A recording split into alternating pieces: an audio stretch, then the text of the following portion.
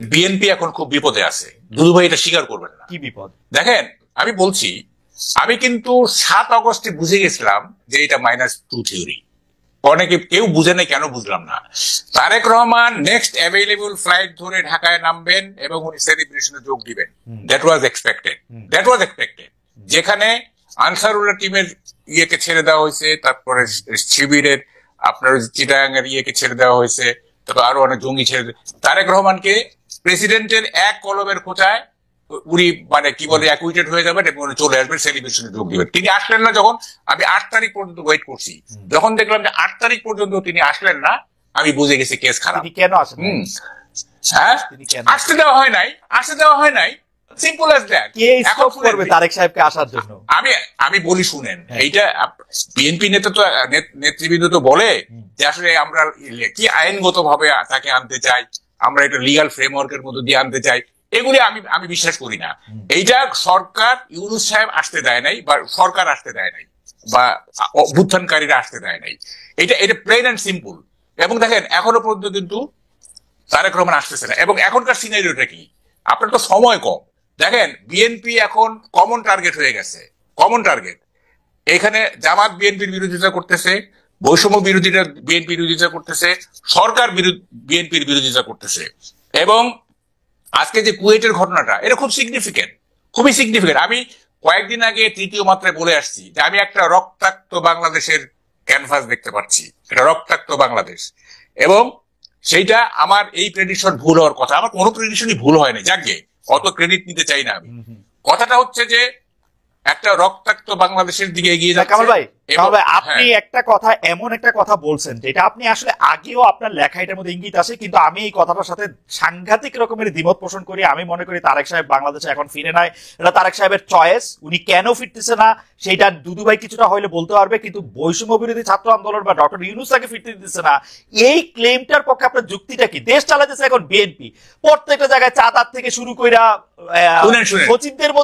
সচিবদের মধ্যে বিএনপি রে সালাম না দিয়ে সচিব হইতে পারছে কেউ? শুনেন, বিএনপি কে না, আমার একটা হচ্ছে যে আপনি একটু অন্যভাবে বলছেন। সরকারি সবকিছু দখল করতেছে জামাত, আর বেসরকারি জিনিস দখল করতেছে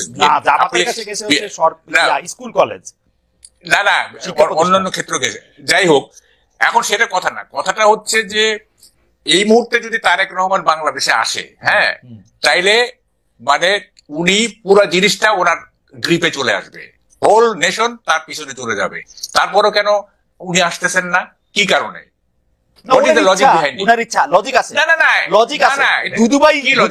আমার লজিক আমি দেই।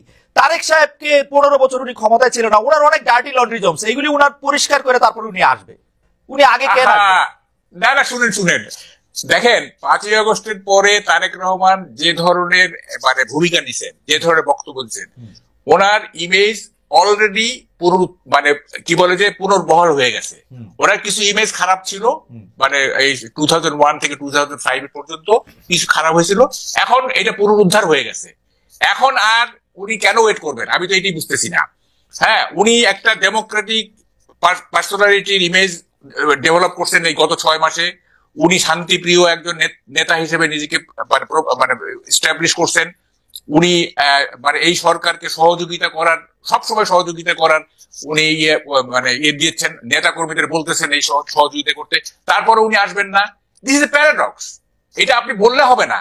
দেখেন, আমি ডাকসুর ডিবেট চ্যাম্পিয়ন, আমাকে উল্টাপাল্টা লজিক দিলে কিন্তু আমি পারবো না। আচ্ছা মাহকাল ভাই, আপনার লজিক আমার কাছে অসাধারণ লাগছে। আমি এটা একটু দুদু ভাইয়ের কাছে জিজ্ঞেস করি।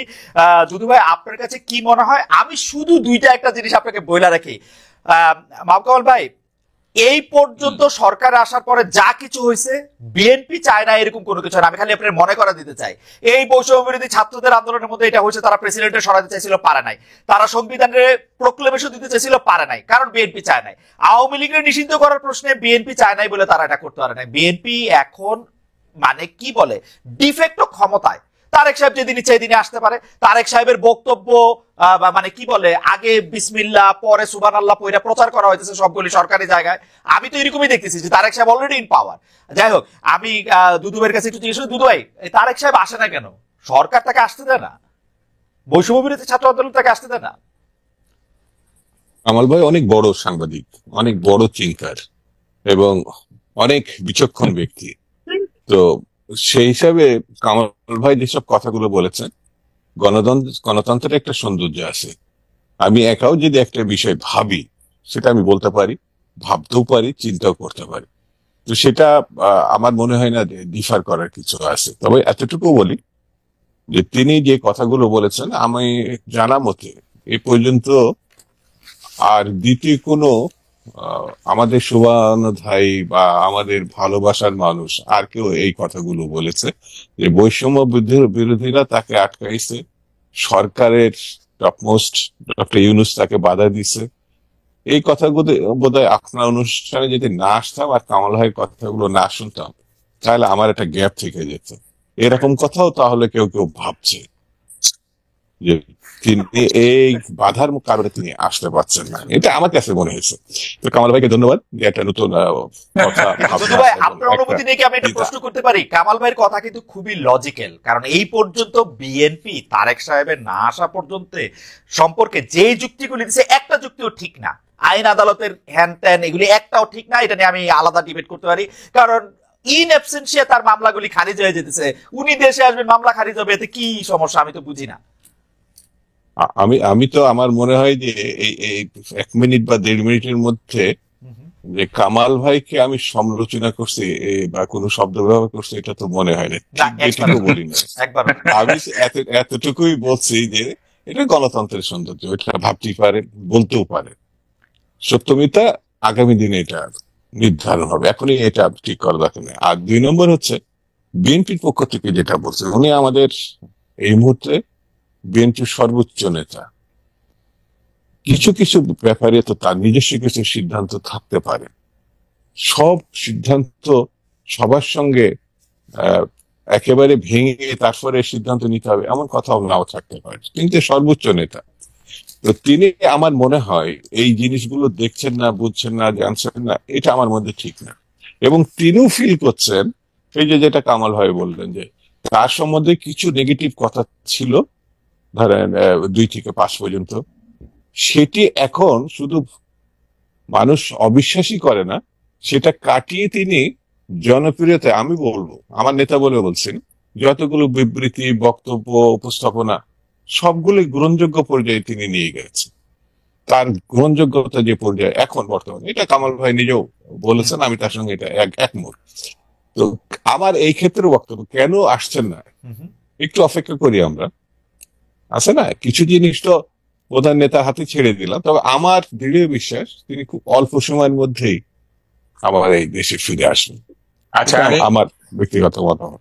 মাহবুব কামাল ভাই এখানে বলবেন উনি খুব শীঘ্রই ফিরে আসবেন, তবে আমি দুদুবের কাছে আসবো এটা নিয়ে। কামাল ভাইয়ের মন্তব্য আগে শুনে আসি। আচ্ছা, শোনেন, কথাটা হচ্ছে, আমি আর একটু এগিয়ে যাই।